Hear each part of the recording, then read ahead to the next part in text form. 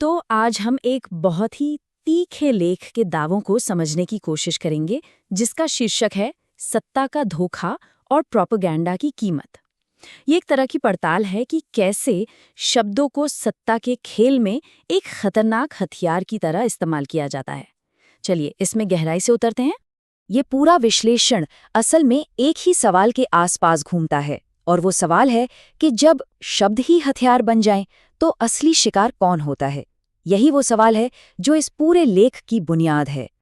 देखिए, इस लेख के मुताबिक प्रोपेगेंडा का मतलब सिर्फ गलत जानकारी फैलाना नहीं है। नहीं, ये एक शब्दों का युद्ध है। इसका असली मकसद सच को छिपाना नहीं, बल्कि इतना ज्यादा शोर और कंफ्यूजन पैदा कर देना है कि सच और झूठ के बीच का फर्क ही खत्म हो जाए। तो हमारा पहला पड़ाव है शब्दों का युद्ध। आइए देखते हैं कि लेखक के हिसाब से ये जो जानकारी की जंग है, ये आखिर लड़ी कहाँ-कहाँ जा रही है। और यहीं पर लेखक एक बड़ा दावा करता है। उनका कहना है कि चाहे वो देश के अंदर होने वाले चुनाव हों या फिर देशों के बीच होने वाले बड़े-बड़े युद्ध, प्रोपेगेंडा अब हर लड़ाई के सेंटर में है। मतलब ये अब कोई साइड में चलने वाली चीज नहीं है, बल्कि लड़ाई का मुख्य हथियार बन चुका है। अच्छा, अब जरा इस दायरे को थोड़ा छोटा करते हैं और ये देखते हैं कि लेखक घरेलू राजनीति के बारे में और खास तौर पर चुनावी वादों के बारे में क्या कहता है। चुनावी जुमला, ये दो शब्द इस पूरे तर्क के केंद्र में हैं। लेखक का आरोप है कि असल में यही वो बहाना है जिसके पीछे छिपकर नेता सत्ता में आने के बाद अपने बड़े बड़े वादों से पलट जाते हैं, बस ये कह के कि अरे वो तो एक चुनावी जुमला था। तो यहाँ पर वादा और हकीकत का फर्क एकदम साफ दिखता है। एक तरफ जनता को बेहतर भविष्य के सपने दिखाए जाते हैं, और दूसरी तरफ लेखक के अनुसार जैसे ही सत्ता मिलती है, सारी प्राथमिकताएं बदल जाती हैं। वादे भुला दिए जाते हैं और आम इंसान को लगता है कि उसके साथ धोखा हुआ है। चलिए अब घरेलू राजनीति से आगे बढ़ते हैं और इंटरनेशनल स्टेज पर चलते हैं। स्रोत हमें बताता है कि प्रोपेगेंडा का ये खेल दुनिया भर में कैसे खेला जा रहा है। लेखक यहाँ कुछ अंतर्राष्ट्रीय उदाहरण देता है, जैसे जंग के बीच में अचानक ये अफवाह फैलना कि इजराइल के नेता नेतन्याहू अब नहीं रहे, या फिर ईरान के सुरक्षा प्रमुख मारे गए हैं। देखिए, सच क्या है इससे कोई मतलब नहीं होता। असली मकसद तो बस मीडिया में एक बहस छेड़ना है, कंफ्यूजन और अनिश्चितता पैदा करना है। तो इस तरह के सूचना युद्ध का नतीजा क्या होता है? लेखक का निष्कर्ष बहुत साफ है।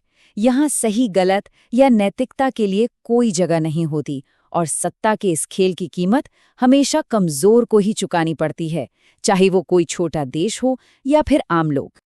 अब हम इस लेख के सबसे गहरे और दार्शनिक तर्क पर आते हैं।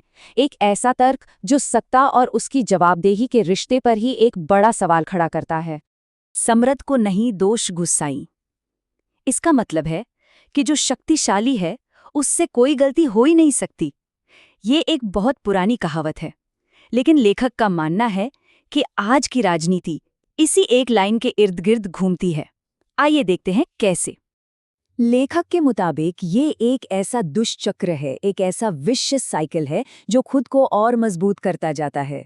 शक्तिशाली लोग गलत काम करते हैं, पर उन पर कोई सवाल नहीं उठाया जाता, बल्कि मीडिया का एक बड़ा हिस्सा जवाबदेही तय करने के बजाय उनकी तारीफों के पुल बांधता है, और नतीजा, जवाबदेही का पूरा कॉन्सेप्ट ही धीरे धीरे खत्म हो जाता है। चलिए अब इस विश्लेषण के आखिरी और सच कहूं तो सबसे चौंकाने वाले हिस्से पर चलते हैं। यहाँ लेखक एक बहुत ही सनसनीखेज सिद्धांत सामने रखता है। इस सब की पृष्ठभूमि में जेफरी एप्स्टीन फाइल का जिक्र है। एक ऐसी फाइल जिसके बारे में ये कहा जाता है कि उसमें दुनिया के कुछ सबसे ताकतवर लोगों के नाम शामिल हैं। बड़े बड़े उद्योगपति, राजनेता, यहाँ तक कि राष्ट्राध्यक्ष भी।